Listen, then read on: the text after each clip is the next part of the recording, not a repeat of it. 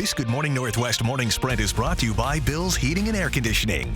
All right, just about 6:53. Let's get you ready for your Wednesday here in the morning sprint.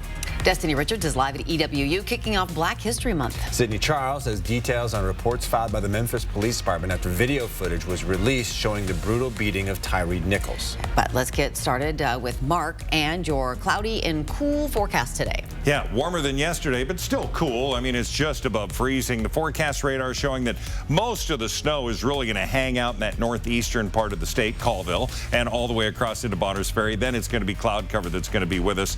Our highs today certainly are going to be, looking pretty good. Right now, we're sitting into the mid-20s. We're going to add 10 to that by the end of the day for downtown. We look at what we have when it comes to our forecast for the day. Definitely going to see the cloud cover. Temperatures around 33 for our high today. Hours from now, the family of Tyre Nichols will lay him to rest. The funeral starts at 8:30 a.m. our time. Now, this comes as we're learning new details about reports filed by the Memphis Police Department after the release of the video showing Tyre Nichols' beating. First reported by the New York Times, the report does not mention the officers punching and kicking Nichols, but it does note one officer used his baton on Nichols several times to get him to comply. Right now, 5 Memphis police officers and 3 Memphis Fire Department personnel have been fired over Nichols' death. 4 other law enforcement officers have been placed on leave pending investigation. Well, following the protests and riots over the death of George Floyd in 2020, the city of Spokane asked the community to join roundtable discussions to create new policies for Spokane police focused on equity and officer accountability. Last night, though, several community groups, including Spokane NAACP, the Peace and Justice Action League of Spokane, and Spokane Community Against Racism, issued a joint statement of grievance about those discussions, saying this process was constantly undermined by Mayor Woodward, Chief Meidel, and law enforcement representatives. You can read more details about what community leaders discussed at that roundtable right now on KXLY.com.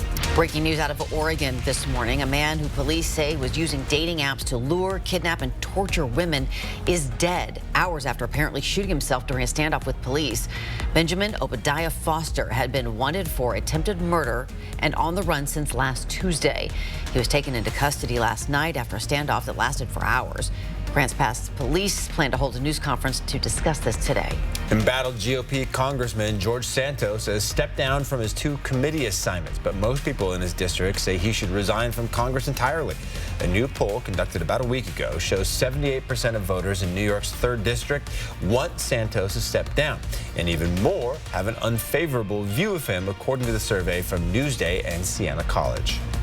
Tom Brady is retiring again. He went on Twitter announcing he's stepping aside this time, quote, for good.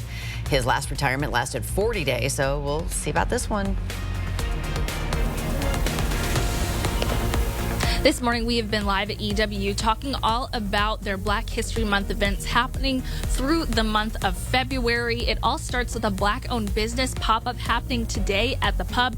It is open to the public 10 to 3, where you'll see so many different shakers and movers in the inland Northwest. There's also a food from the diaspora happening this Friday where you can try African food, and more speakers and panels happening throughout the month. You can go to our website, KXLY.com, for all the details.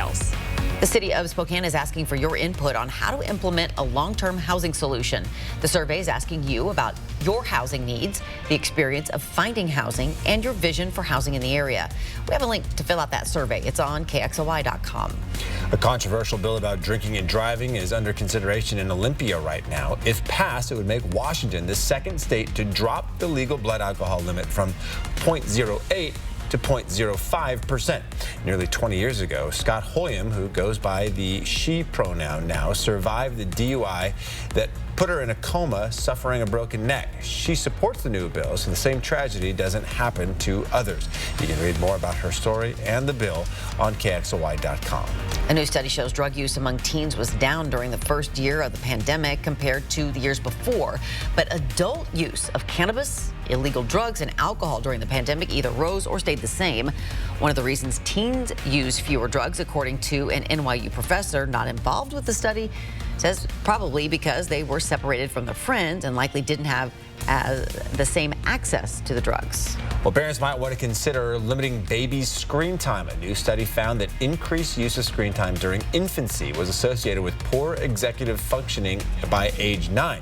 Those functions being key in being able to plan, focus, pay attention, remember instructions, and multitask. Back with weather next.